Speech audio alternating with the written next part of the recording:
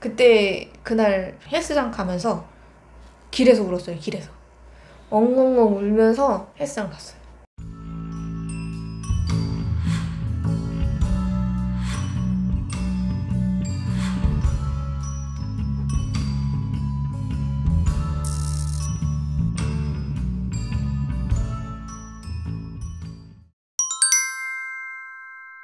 정말 많은 노력들을 했어요. 나름대로. 일단 처음에 숙제를 받았을 때, 과외란을 할 때 관계 후에 물구나무 서기를 해라 라는 얘기들도 있어서 물구나무 서기도 해보고요. 내가 딱 한 번인가 두 번 해봤어. 밤에 내가 잡아주고 있었지. 잡아줬었어요. 제가 물구나무 서기를 못해가지고. 그런 적도 있었고, 씻지 말고 그냥 자라 이래서 뭐 그런 적은 뭐 엄청 많았고, 그리고 뭐 한약은 뭐 수시로 먹었죠. 친정엄마가 워낙 많이 해주셔가지고 한약도 많이 먹어보고, 저희 손으로 가서 쥐어도 먹어보고, 그다음에 뭐 몸이 따뜻해야 된다 이래서 생강이 좋다더라. 배워 다 먹었지 뭐. 생강도 먹고 뭐 쑥즙도 먹고, 마사지 받으면은 뭐 혈액순환이 잘 돼서 몸이 따뜻해지니까 마사지 받아라 해서 마사지도 받고요. 그다음에 뭐 찜질도 해라 해서 찜질도 해보고, 정말 웬만한 거는 다 해본 것 같아요. 근데 이제 마지막에 4차 시도하기 전에 했던 게 흑염소를 먹은 거였어요. 흑염소가 몸이 찬 사람한테 좋다, 여자한테 좋다라는 얘기를 많이 듣긴 했는데, 한약을 먹었으니까 굳이 흑염소를 먹지 않았고, 많이 먹으면 간에 무리가 가니까 생각을 안 했어요. 그리고 워낙 역하다는 얘기도 많이 듣고. 근데 친정엄마가 해주신 거죠. 그래가지고 그 흑염소를 먹고 4차를 했는데 됐어요. 저한테 잘 맞았거나 우연이었거나 그치? 이거는 알 수가 없는 거예요. 그래서 나도 흑염소 먹으면 되겠다라는 생각, 이런 거는 조금 섣부른 생각이지 않을까? 그냥 자기 건강 챙긴다는 생각으로 먹으시면 좋을 것 같아요. 흑염소는 뭐 좋다고 하니까. 저 같은 남편 같은 경우는 어쨌든 정력에 좋은 흑마늘, 뭐 그리고 운동 그치? 같은 경우도 많이 하고.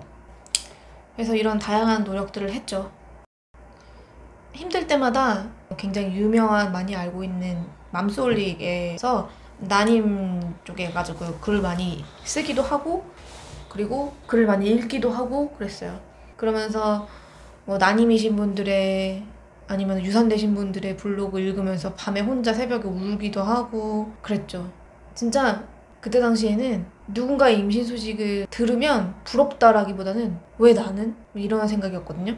이럴 때가 있었어요. 그 친구들은 모를 텐데 1월 달에 5명이 임신 소식을 들었어요. 그 5명은 새해부터 좋은 소식이 왔다고 각자 집안에서 모두 축제 분위기였어요. 근데 저는 이 주먹을 한 대만 맞아도 아픈데 한 대, 두 대, 세 대, 네 대, 5대를 맞은 거예요. 그 한 달 동안. 그래가지고 제정신이 아니었어요. 그때 임신되려면은 운동도 해라, 운동을 해야지 혈액순환 잘 된다 해서 저는 운동도 진짜 꾸준히 했어요. 1년 끊어가지고 헬스장 1년도 다니고 막 필라테스도 다니고 했는데, 그때 그날 헬스장 가면서 길에서 울었어요. 길에서 엉엉엉 울면서 헬스장 갔어요. 되게 나 이상하게 봤을 거야, 사람들이. 아유 슬퍼라. 난 그것도 몰랐네. 내 얘기 안 했나? 했잖아. 까먹고 있었어. 그런 그 울었을 당시를 몰랐다고. 또 그때 생각하니까 울컥하네. 그랬었어요. 이제 그럴 때마다 그 맘카페에다가 글을 쓰고 이제 저와 같은 처지이신 분들이 댓글을 막 달아주신 거에 많은 위로를 받았죠. 진짜 많은 위로를 받았어요. 왜냐면 이거는 나를 가장 잘 아는 남편, 나를 가장 잘 아는 엄마라고 해서 알 수 없는 마음이거든요. 이거는 겪어본 사람은 알 수 있어요. 그죠. 나 같은 경우는 회사 같은 데 보면은, 물론 저를 생각해 주셔서 해주는 말인 건 알아요. 근데 만나면 물어보는 게 이거예요. 결혼했니? 애는 있고? 기본이잖아요. 근데 회사 같은 데 가면은 애는 있고 하면 아직 없습니다. 그래? 결혼한 지 얼마 됐는데? 4년 됐습니다. 왜 아직도 없어? 없으니까 없지. 왜 아직도 없어? 안 그래? 보통 막 이렇게 말하는 경우도 있어요. 뭐 장난스럽게 얘기하지만, 야 힘이 부족한 거 아니야? 하루에 2번씩 해. 맨날 해. 아니면 뭐, 야 하기 전에 창문 열어서 보름달의 기운을 싹 받고 해 라고 하는데, 아니 이거는 진짜 난임에 대해서 난자도 모르는 개뿔도 모르는 소리예요.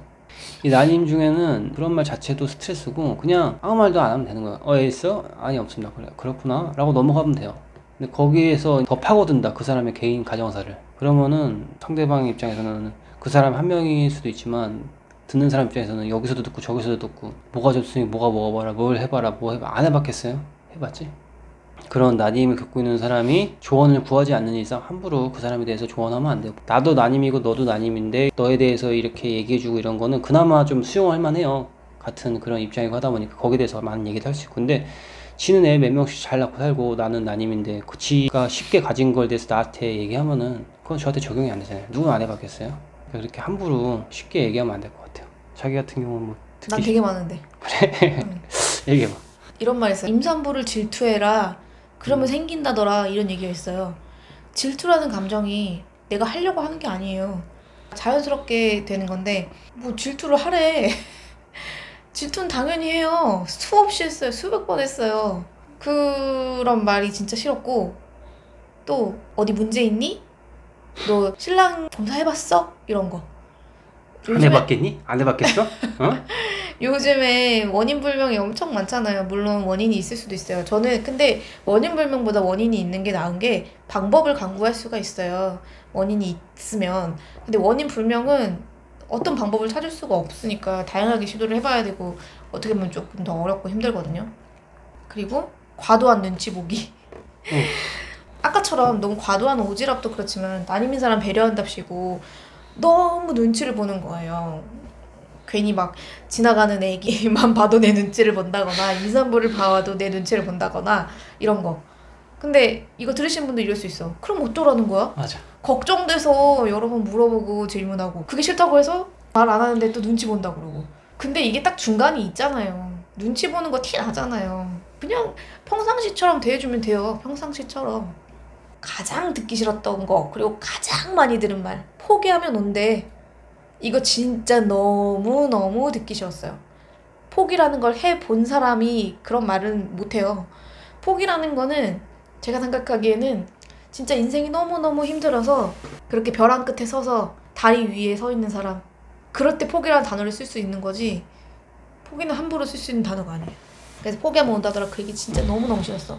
그럼 어쩌라는 거냐? 아무 말도 안 하는 게 최고예요. 아무 말도 하지 말고 그냥 일상적인 대화만 하고 하면 돼요. 근데 그렇다고 그동안 이 영상 보는 뭐 내 지인이나 이런 사람들 중에 포기하면 온다고 했었는데 뭐 임신한 사람 질투하라고 했었는데 나 내 얘기하는 건가? 이럴 수 있어요. 근데 그렇다고 나한테 이런 얘기를 했던 지인들을 미워하거나 이러진 않아요. 왜냐면은 몰라서 그런 걸 다 아니까. 단지 그때 당시 이제 좀 저희가 한참 힘들 때 그게 약간 이제 듣기 좋진 않았다. 나를 생각해서 위로하고 조언하는 거는 다 알지만 몰라서 그러는 건 알지만 그냥 듣기 싫었을 뿐이지 그게 나쁘다는 건 아니에요. 그러니까 이 영상을 보시는 분들 중에 주변에 난임이 있다면 그냥 아무 말도 하지 않아야겠구나 그냥 이것만 아시면 될 것 같아요. 난임인지도 모르니까 그냥 보통 애가 저 집은 왜 이렇게 애가 안 생기지? 라는 물음이 들으면 그냥 거기에 대해서 더 이상 그 사람한테 얘기하지 않는 게 좋아요. 이거는 좀 제가 할 말이 많은데 저희 같은 경우를 얘기해 볼게요. 결혼하고 나서 1년 동안은 돈을 모으자고 했어요. 이렇게 1년 동안 열심히 돈을 모으고서 이제 애를 갖자고 했죠. 평균 일주일에 한 번, 두 번 이렇게 했죠. 이렇게 해서 하면서 했는데도 애가 잘 안 생겼어요. 그리고 나서 이제 병원 가서 날짜를 받아서 했죠. 근데 그때 날짜 받아서 할 때부터 살짝 심적 부담이 있어요. 그날 뭐 최대한 많이 해야 된다. 근데 인공수정 때까지 이런 시술하는 중간중간 계속 부부관계를 했어요. 그런 가능성 있는 날 위주로 많이 하긴 했지만 평소에도 하긴 했어요. 근데 이게 하다 보면은 부담이 돼요. 그리고 사랑해서 몸이 반응해서 하는 게 아니라 그냥 일처럼 해요. 일. 오늘 해야 될 일. 즐길 수가 없어. 그러니까 회사 가서도 부담스러운 거야. 오늘 집에 가서 하는 날. 오늘 집에 가서 하는 날. 진짜 숙제야 숙제. 이런 마음이 실제로 간다니까요. 좀 쌓이다 보니까 이런 게 나중에 돼서는 이런 선 기능에 장애가 오게 돼요. 발기부전이 올 수도 있어요. 살짝 올 뻔도 했고요.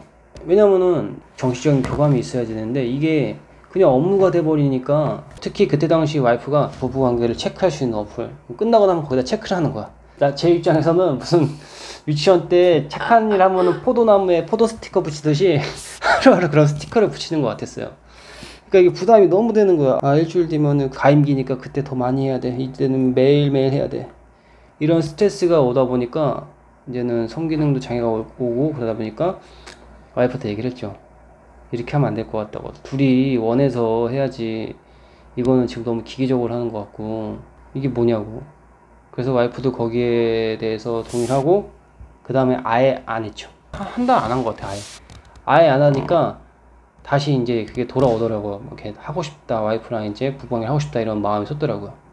그래서 그 이후로는 임신을 하기 위한 부부관계는 안 했어요. 왜냐면 그게 임신이 되면 뭐예요? 둘이 부부관계가 그렇게 좋지가 않아지는데.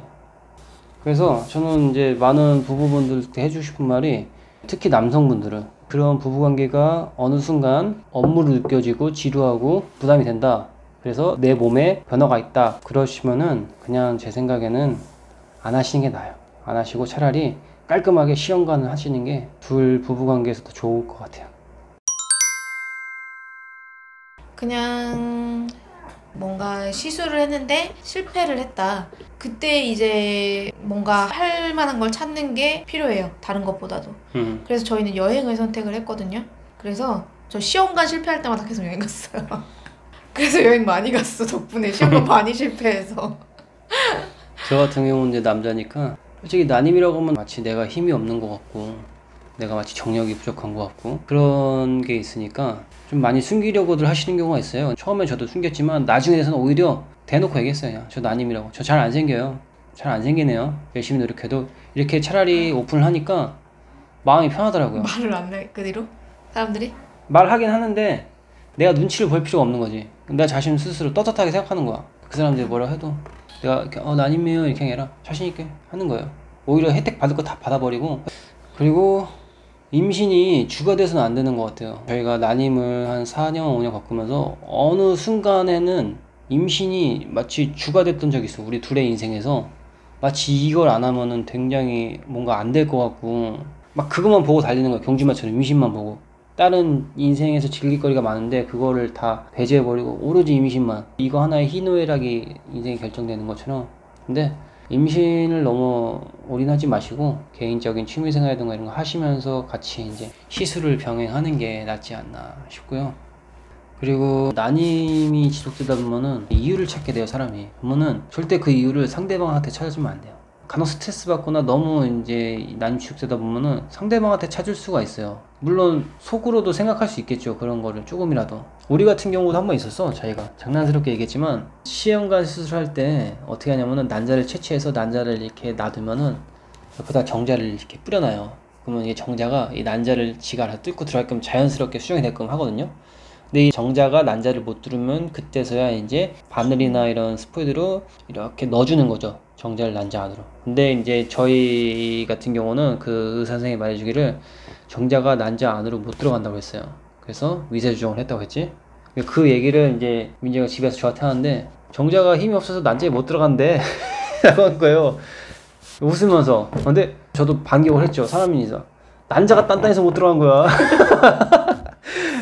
자기 난자가 엄청 튼튼해서 그래 이렇게 했죠. 어쨌든 우리는 장난스럽게 한 거지만 이게 사람인 이상 상대방한테 이렇게 너 때문이야 라는 식으로 얘기하면은 반대편 입장에서도 방어 본능 때문에 아니야 너 때문이야 라고 이렇게 서로 이렇게 해요. 그러니까 이런 원인을 상대방한테 찾으면은 오히려 상대방도 나한테 찾기 때문에 서로 이렇게 불화의 씨앗이 되기 때문에 절대 상대방한테 찾으면 안 돼요. 또 본인한테 찾으셔도 안 돼요. 본인 잘못도 아니고 상대방 잘못도 아니에요. 그냥 이거는 단지 둘이 했을 때 운이 안 좋다거나 그냥 뭔가 이렇게 때가 안 맞았다 라고 생각하시면 돼요. 나한테 있다 너한테 있다 이렇게 하시면은 우리가 행복하기 위해서 애를 갖는 건데 그런 이유 때문에 둘만의 행복도 부서져 버릴 수 있기 때문에 그런 생각은 안 하시는 게 좋은 것 같아요. 시험관을 앞두신 분들도 있고 시험관을 이미 몇 번 해보신 분들도, 그런 분들한테 먼저 말씀드리고 싶은 거는 난자 채취 개수나 질은 전혀 중요치 않아요. 제 직장 동료는 2개인가 나와서 수정된 게 딱 하나예요. 그 하나를 넣어서 된 거거든요. 저도 상급이 아니었어요. 중급으로 루다가 생긴 거였고, 그리고 제가 난임 카페에서 가장 많이 본 글들이 뭐냐면요, 남편이 병원에 안 가려고 해요. 나는 당연히 문제 없어. 남자분들이 되게 자신 있게 생각을 한다고 하더라고요. 꼭 같이 병원에 자주 가주세요. 나는 문제 없을 거라고 그런 멘트를 한다는 거는 나는 문제 없으니까 너한테 문제 있어, 너만 잘하면 돼 라는 소리로 들리잖아요. 그거는 남자 자체에 문제가 있네. 그 정자 문제가 아니라 남자 인간 자체에 문제 있는 거 아니야? 아니 어떻게 여자 난임 병원 혼자 들어가는 거 자체가 나는 마음이 되게 아픈데 그걸 어떻게 그렇게 혼자 가라고 하지? 자기는 정자검사 안 해도 된다고, 문제 없다고. 지가 어떻게 어쨌든 그런 분들이 있다고 하니 그러지 마시고 웬만하면은 검사 다 받아보시고 그런 게 중요한 것 같아요. 다 저희 오지랖이고 어차피 저희가 위로를 하신다고 해도 쟤네들은 이미 생겼으니까 저렇게 쉽게 얘기하는 거지 너희가 뭐 더 알아? 물론 저희보다 더 힘든 과정을 겪고 계신 분들도 있을 거예요. 벌써 뭐 시험관 5차, 7차까지 하신 분들도 계실 거고 그런 분들의 마음을 저희가 감히 뭐 판단하기는 어려우니까요. 저희를 보시고 희망을 얻으실 분들은 희망을 얻으셨으면 좋겠고요. 아니면 공감을 하실 분들도 있으실 거고 그러니까 현대의학은 많이 좋아졌으니까요. 너무 쉽게 포기하지 마시고요. 인생도 좀 즐기시면서 임신 과정이라든가 난임 과정을 잘 버티셨으면 좋겠습니다. 우리도 나중엔 좀 즐기는 편이었잖아. 될 대로 되라. 될 대로 되라. 안 되면 둘이 살지. 안 되면 말지 뭐. 딴 거 하지 뭐. 그 둘이 돈으로 살자. 여행이나 가요. 하여튼 뭐 이런 여러저런 얘기는 다 오지랖이고요. 저희 이런 난임 얘기를 들으시고 공감하시고 용기를 얻으실 수 있는 분들은 용기를 얻기를 바라면서 난임 얘기를 여기까지 하겠습니다. 예전에는 힘내라는 얘기 그렇게 싫었거든요. 근데 힘내라는 말밖에 할 말이 없어요. 힘내시고 포기하지 않는 이상 생기실 거라고 믿습니다. 그리고 또 저희가 영상으로 설명해 드릴 수 있는 부분이 한계가 있어요. 뭐 비용이라던가 아니면은 시술 과정이라던가 그런 여러 가지 과정들에 대해서 개인적으로 궁금하신 분들은 저희 유튜브 댓글로 남기시거나 아니면은 댓글로 좀 남기기 불편한 내용이 있다 그러면은 와이프 인스타 있으니까 인스타 유튜브 밑에 설명란에 적어놨어요 항상. 그러니까 그 인스타로 DM 보내시면은 와이프가 친절히 답변해 주실 겁니다. 그거는 이제 대신에 저희가 겪은 부분에 대해서 그 한에서만 말씀드릴 수가 있고 디테일한 의학적인 부분은 이제 병원에 가셔서 선생님이랑 상의를 하셔야 됩니다. 이렇게 난임에 대한 이야기를 마치고 다음 영상에서는 좀 더 재밌는 영상으로 찾아뵙겠습니다. 안녕. 다음에 만나요.